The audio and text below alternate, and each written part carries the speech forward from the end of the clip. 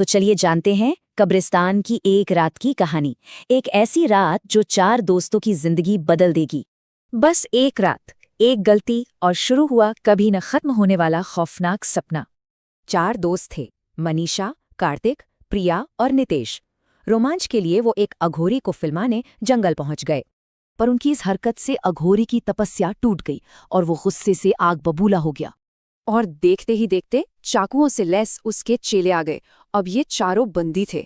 सजा के तौर पर अघोरी ने उन्हें एक श्रापित काम सौंपा, एक खौफनाक अनुष्ठान। 2 लोग जाएंगे और 2 बंधक रहेंगे। नितेश और प्रिया इस खतरनाक काम के लिए तैयार हो गए, लेकिन कब्रिस्तान के रास्ते में ही उनसे एक बहुत बड़ी गलती हो गई। दूसरे अघोरी ने गुस्से में कहा, बालों के बिना ये गुड़िया बेकार है, अनुष्ठान अधूरा रह गया था। उसने कहा कि अनुष्ठान के लिए अब एक बलिदान चाहिए, प्रिया के बालों की एक लक। मजबूरी में नितेश ने प्रिया की मर्जी के खिलाफ उसके बाल काट दिए और यहीं से श्राप शुरू हुआ। प्रिया के बालों के साथ गुड़िया को दफना दिया गया और चारों दोस्त आजाद हो गए। पर असली खौफनाक सपना तो अब शुरू होने वाला था। कुछ ही दिनों में प्रिया पूरी तरह बदल गई। वो अब हिंसक हो चुकी थी। श्राप का असर देखिए, उसने अपनी ही दोस्त मनीषा पर हमला कर उसे मार डाला।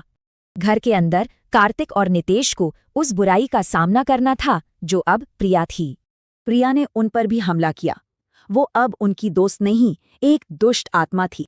लेकिन नितेश के गले में पहने लॉकेट ने उसे रोक दिया और वो रात के अंधेरे में भाग गई। बाहर उन्हें मनीषा की सिर कटी लाश मिली।